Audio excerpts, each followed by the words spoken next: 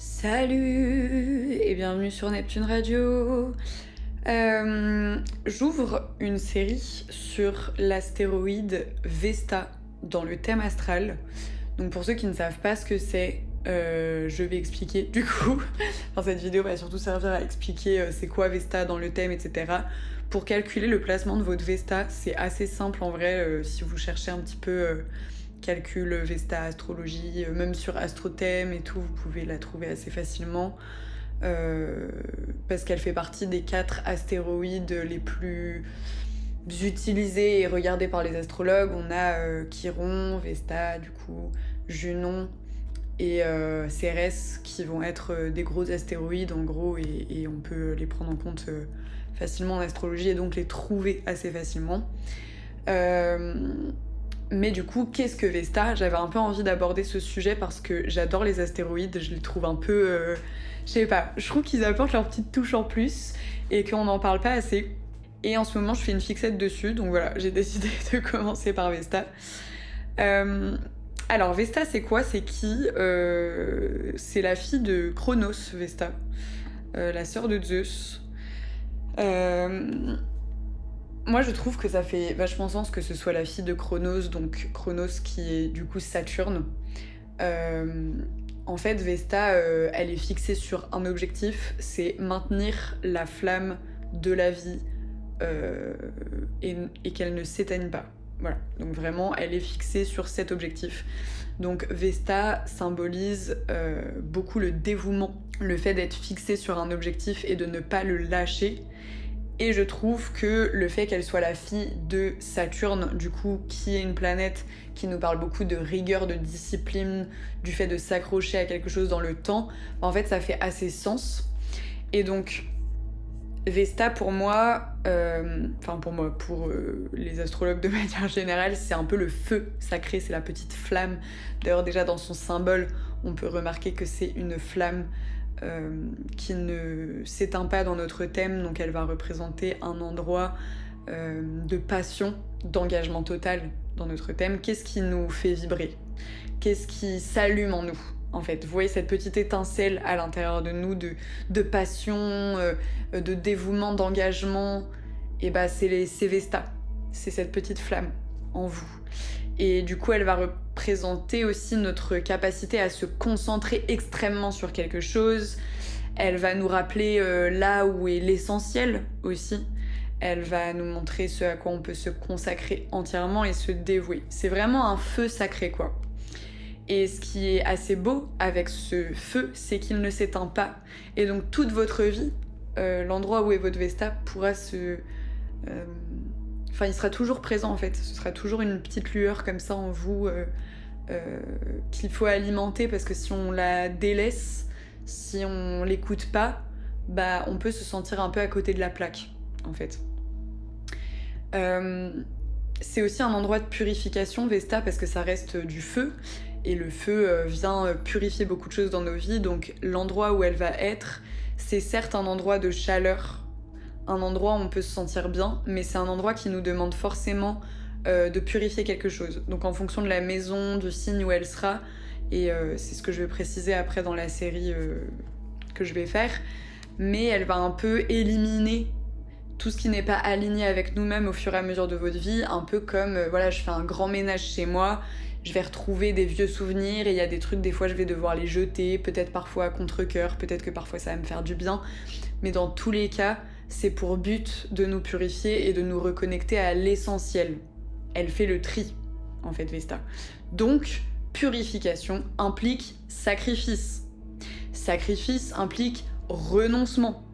Mais renoncement implique pour quelque chose de mieux, quelque chose de plus grand, pour pouvoir se focus. Quand c'est le bordel chez soi, on voit plus clair, en fait. Donc, Vesta, elle nous sert aussi à ça. Et... du coup, ce qui va être intéressant à se poser comme question selon l'endroit où est votre Vesta dans votre thème, c'est comment cette flamme elle s'exprime pour moi, qu'est-ce qui me fait vibrer, quelle est la lueur un peu dans mon thème, qu'est-ce qui a dû se purifier dans ma vie, qu'est-ce qui a besoin d'être souvent nettoyé et qui implique forcément que je sacrifie des choses et pourquoi, qu'est-ce que j'ai à apprendre de ça. Des fois, par exemple, quand Vesta va être dans des signes de feu, on peut avoir une purification par l'action, le fait de faire des choses. Elle peut aussi indiquer une dévotion assez passionnée à quelque chose. En signe de terre, des fois on est plus sur du service pratique, de la dévotion par la constance. En signe d'air, une purification de l'esprit intellectuel, le service par la communication, par la parole, les écrits, l'intelligence. Dans les signes d'eau, là on va vraiment avoir une dévotion empathique, émotionnelle, un sacrifice qui passe beaucoup par l'empathie, mais de toute façon je vais revenir plus en détail sur chacun de ces placements et tout un peu plus tard, même si évidemment c'est très important de la mettre dans son contexte, Vesta. C'est un petit endroit de notre thème qui brûle, c'est très important de regarder un peu ce qui l'entoure et de la mettre dans son contexte, un peu comme tout en astrologie, mais je trouve que les astéroïdes particulièrement, ils ont moins, je trouve, de puissance magnétique. Par exemple, là où Pluton, il va vraiment venir transformer dans notre thème, nous faire vivre des hauts, des bas, des extrêmes et tout, Vesta, elle est quand même un peu plus éloignée dans son influence, donc c'est pour ça que c'est important de la mettre dans son contexte. Après, quand on va avoir une Vesta quand même qui est conjointe à un luminaire, genre conjointe à la Lune ou au Soleil, ou bien qui va être en plein dans un angle, donc sur notre ascendant, sur notre milieu du ciel, sur notre fond du ciel ou notre descendant, des fois il y a certains placements qui vont faire que c'est important de la prendre particulièrement en compte et qu'elle va montrer aussi qu'on peut incarner Vesta. Donc avoir ce côté dévoué, sacrificiel ou bien concentré sur un objectif, passionné. On va pouvoir des fois incarner un peu l'archétype de Vesta si elle est très forte dans notre thème. Mais voilà, attention, faut la mettre dans son contexte. Il y a une notion de temple, évidemment, avec Vesta, de temple, de feu, du foyer, à alimenter aussi en collectif et en groupe. Elle n'est pas vraiment seule, Vesta, elle nous indique aussi cette flamme qu'il y a dans une famille, dans un petit cocon, un petit espace, un groupe autour du feu qui va alimenter la flamme tous ensemble. Il y en a un qui va prendre le relais le jour, l'autre la nuit, pour que le feu ne s'éteigne jamais. Donc ça va être intéressant de regarder comment est-ce que vous entretenez votre flamme, votre Vesta, à quoi vous vous dévouez vraiment, qu'est-ce que vous devez purifier ou sacrifier. Les pièges à éviter, je dirais, dans l'énergie de Vesta, c'est le côté rigide, excessivement, se dévouer au point où ça devient un dogme. Elle peut devenir un peu dogmatique, Vesta. Donc attention à ce côté-là. Elle peut se sacrifier beaucoup trop et du coup être confuse entre le service, juste rendre service et devenir carrément un martyr. Elle peut avoir un côté obsessionnel, et un peu clos, même au niveau des gens, etc. C'est genre les miens et c'est tout, quoi. C'est ma meute et ça va pas plus loin.